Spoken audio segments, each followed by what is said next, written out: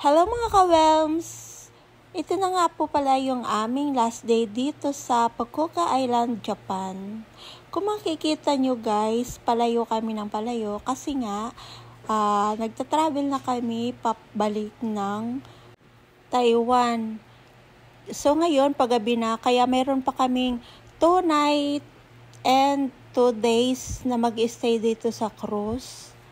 So, ayan guys, makikita nyo, palayo na kami palayo. Doon kami galing sa port na yan.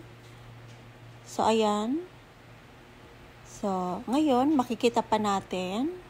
So, mamaya, wala na yan. Wala na kami makikitang island. So, ayan lang guys. Sana safe yung pabalik namin sa Taiwan. Kasi nga, may thunderstorm, may bagyo. Kaya sana hindi pa kami maabutan ng bagyo dito sa karagatan.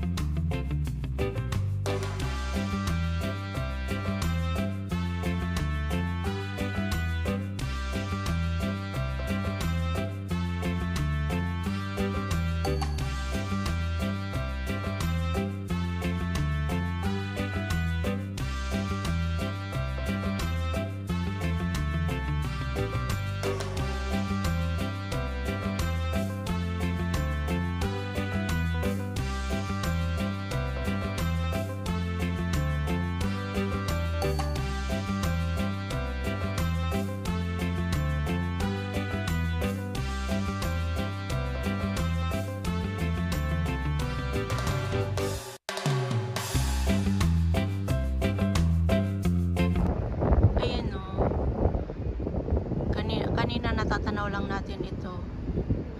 So ngayon nandito na tayo. Ang bilis ng ng cruise. So ito island, sa kabila island din. Ang daming island dito sa Japan. Tapos ayan.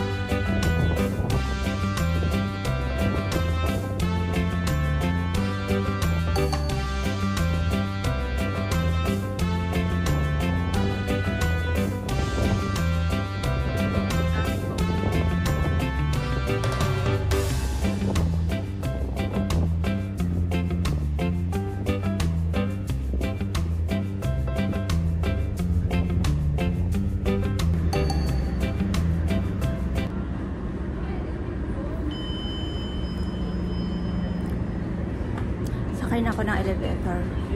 Sampa ka agad. Sampa ka agad. Balik na ako doon sa ayan, mga Pilipino.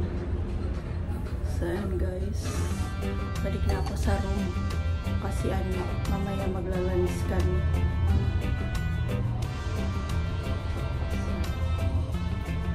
Na ayun lang, napakaganda dito sa room.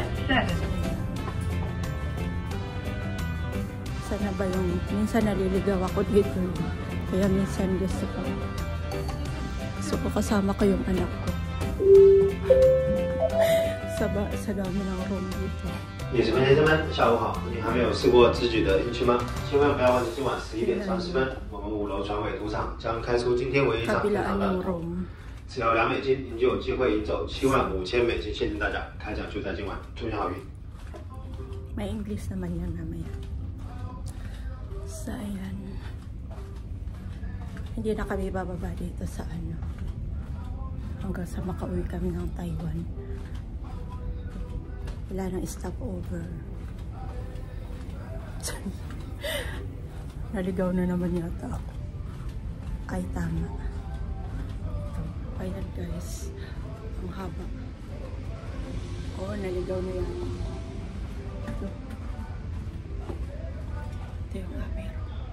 Ayan. Ito yung aming dinner ngayon. Dito sa harapan na.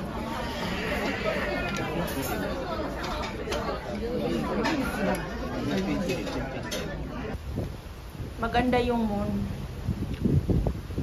So, ibig sabihin ba niyan maraming isda? Yes. How ba connected yung moon and sa fish? Yeah, may light. Ang ganda ng moon, guys. So, malakas yung ano dito kami sa baba. Malakas yung ayan, malakas ng wave, guys. Ganito pala yun pag nasa cruise ka. Parang may earthquake sa loob. Gumagalaw sa loob. Parang may earthquake. Tingnan mo. Meron kasing ano, storm signal. Malapit din. Kaya ayun. Kaya siguro malakas yung wave. Or malakas yung galaw ng ano, sinasakyan namin. Dahil nga may ano, storm.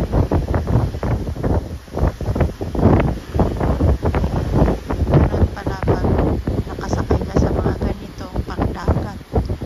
Yung hindi inaasahan na mangyayari, yung mga malalakas na alon. Sana.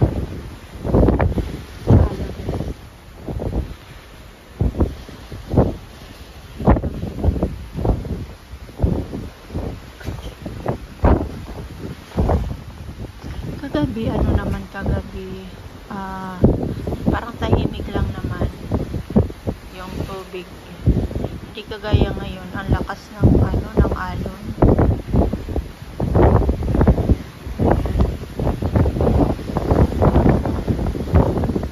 So, medyo bumabalik yung nervous natin pagdating sa tubig kasi takot talaga ako sa tubig. Kasi na-experience ko kasi yung sumakay kami ng boat tapos ano meron palang biglaang typhoon sa ano na pupuntahan namin.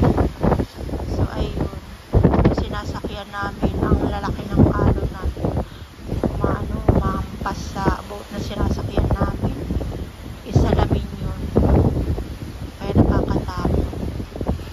Ayoko na sa labas, natatakot ako sa alon, kung ano-ano na lang pumapasok sa aking isipan. Dito na lang ako, manonood na lang ako at makikinig ng music.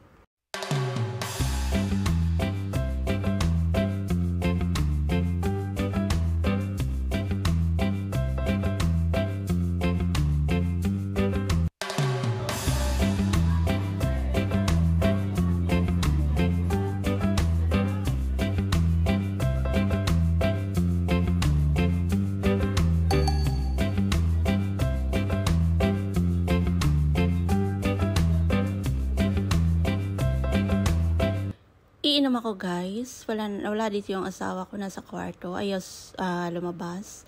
So kami lang ng anak ko ang magkasama dito, nanonood kami ng show, may banda kasi dito. So ito, ini-enjoy namin habang bumibiyay pabalik ng Taiwan.